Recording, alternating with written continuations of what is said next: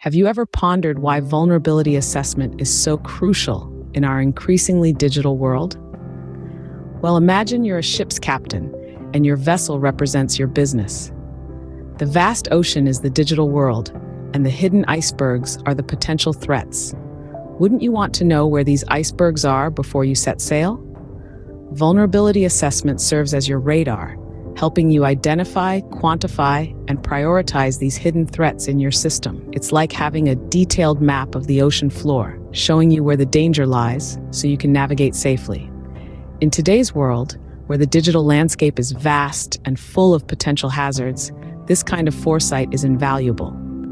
Without regular vulnerability assessments, you're essentially sailing blind, risking everything on the hope that you won't hit an iceberg.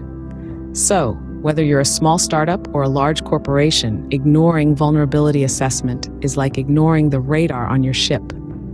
With the growing digital threats, vulnerability assessment is no longer an option, but a necessity for every business. There are several models of vulnerability assessment, each with its own strengths and weaknesses. Let's dive in and explore some of these models and their unique characteristics. First, let's talk about the asset-based model. This model focuses on the individual components of a system, such as software, hardware, and data. The strength of this model lies in its detail-oriented approach. By examining each asset individually, it allows for a comprehensive understanding of potential vulnerabilities. However, this model's weakness is that it can be time-consuming and may overlook vulnerabilities that only emerge when components interact. Next on the list is the system-based model. This model takes a more holistic approach, considering the system as a whole rather than its individual components. Its strength is in identifying vulnerabilities that emerge from the interaction of system components. However, its weakness is that it may not provide a detailed assessment of individual assets. Finally, we have the network-based model. This model views the system as a network of interrelated components. It excels in identifying vulnerabilities that arise from the relationships between components, making it particularly effective in assessing complex systems. However, its weakness is that it may overlook vulnerabilities in individual components that are not directly connected to others. Each of these models has its own unique strengths and weaknesses, and the best choice will depend on the specific needs and circumstances of the business. For example, a business with a simple system may benefit from the asset-based model, while a business with a complex, interconnected system may be better suited to the network-based model. It's also worth noting that these models are not mutually exclusive. In fact, many businesses use a combination of these models to achieve a more comprehensive vulnerability assessment. Understanding these models can help businesses choose the most appropriate one based on their specific needs and circumstances.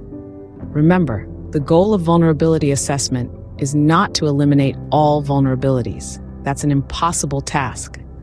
Rather, it's about understanding and managing these vulnerabilities to reduce the risk and impact of potential threats. Now that we understand the models, let's delve into the tools that make vulnerability assessment possible. Moving right along, imagine the world of vulnerability assessment as a tool shed. In it, you'll find a variety of instruments, each with their own unique set of features, strengths, and weaknesses. Three such tools that are particularly noteworthy are Nessus, OpenVAS, and Nexpose. First up, we have Nessus. This powerhouse is one of the most widely used vulnerability scanners in the world. It's known for its comprehensive database of vulnerabilities and its ability to detect whether a system can be exploited. However, Nessus isn't without its flaws. It's not open source, which means you don't have the freedom to tweak its code to suit your specific needs. Plus, it comes with a price tag, which may be a deal breaker for some. Next up is OpenVAS. Unlike Nessus, OpenVAS is open source and free to use. This means you can modify it to your heart's content. It also boasts a robust vulnerability database, although it's not quite as extensive as Nessus's. Its main drawback is that it can be a bit complex to set up and use, especially for beginners. Last but not least, we have Nexpose. Nexpose stands out for its real-time vulnerability monitoring, which allows you to stay a step ahead of potential threats. It also integrates well with other security tools, making it a great addition to your cybersecurity arsenal. On the downside, Nexpos can be a bit resource-intensive, which might slow down your system. These tools, each with their own strengths and weaknesses, aid in the process of vulnerability assessment by automating the detection of vulnerabilities and providing detailed reports. They scan your system, identify potential weak points, and provide you with the information you need to patch those vulnerabilities. Remember, no single tool can cover all your vulnerability assessment needs. It's about finding the right combination of tools that work best for your specific situation. Choosing the right tool is equally important as choosing the right model for vulnerability assessment.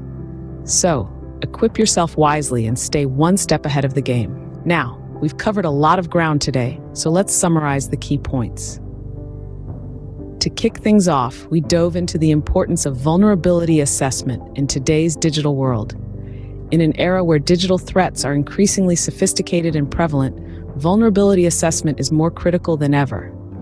It's our first line of defense against these threats and a proactive approach to securing our digital assets. By identifying weaknesses in our systems and networks, we can take the necessary steps to fortify them before they're exploited. Next, we explored the different vulnerability assessment models.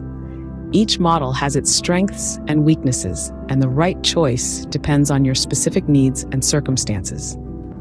The risk-based model, for instance, prioritizes vulnerabilities based on the potential impact on your organization. The asset-based model, on the other hand, focuses on the most valuable assets first. Then there's the threat-based model, which emphasizes the most likely threats. And finally, the hybrid model combines aspects of all three.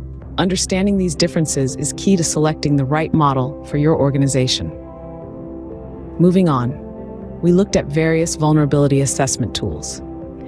These tools are designed to automate the process of identifying vulnerabilities, making the task more manageable and efficient. However, not all tools are created equal. Some excel in breadth, scanning a wide range of systems and applications, while others specialize in depth, providing detailed analysis of specific areas. Some tools are better suited for small businesses, while others are designed for large enterprises. The right tool depends on your needs, resources, and the complexity of your digital environment. In conclusion, vulnerability assessment is a vital part of any cybersecurity strategy.